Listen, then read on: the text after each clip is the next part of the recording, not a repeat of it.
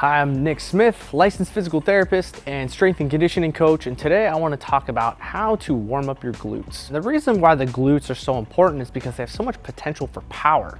So we have three different glute muscles. We have the gluteus maximus, the gluteus medius, and the gluteus minimus. Essentially what they control is hip abduction, hip extension, and then hip external rotation.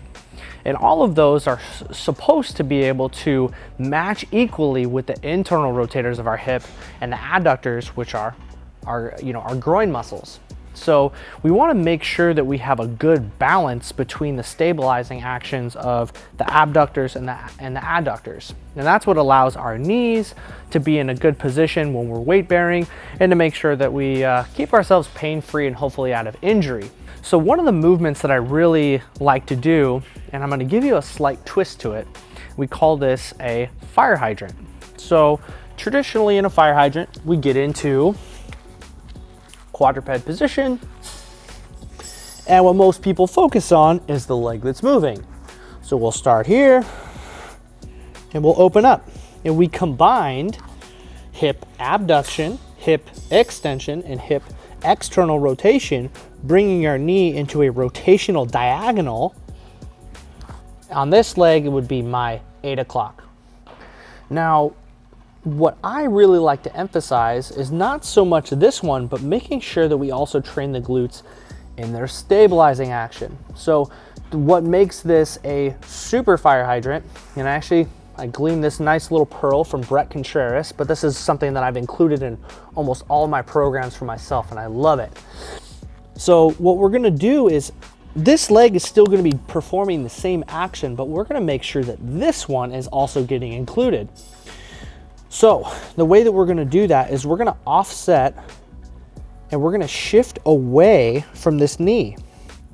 And I'm gonna be going into extension, adduction, and I'm gonna feel a little bit of stretch in my glute on this side. And you can see my shoulders and my hips are shifting at the same time. Once I feel that stretch, I'm going to be pressing this bottom side knee into the floor away from me to lift this one up.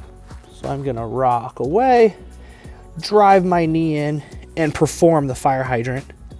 Come back down until I feel the stretch, push into the floor, perform the fire hydrant. So now we are able to train the stabilizing function of this glute, and while working the dynamic function of this glute. So we can alternate, and we're just getting a little bit more bang for our buck. Now, if those are too easy for you, you're able to do it no problem, we got the hip circle. We can make it a little bit more spicy. Putting on the hip circle, we add a little bit more resistance, and it also allows us to have a little bit more proprioceptive cue to really drive into that floor if you're not really feeling it. Same position, start to get into a little bit of a stretch, and then push into that band, spreading the knees away from each other. Come back down. Now, even though this is the leg that's moving, I feel this muscle working far harder than this one right now. So I don't have to do nearly as many reps, and I can really focus on getting this one nice and warmed up. So when you're thinking about strengthening muscles, when it comes to injury reduction, or if we're looking for just kind of making ourselves a little bit more well-rounded, think that muscles do function other than just what the traditional movements would be. Think about them from a stabilizing action. Think about them from a dynamic function, so that you can make yourself a little bit more well-rounded, decrease the likelihood of injury, and keep you doing the sports that you love.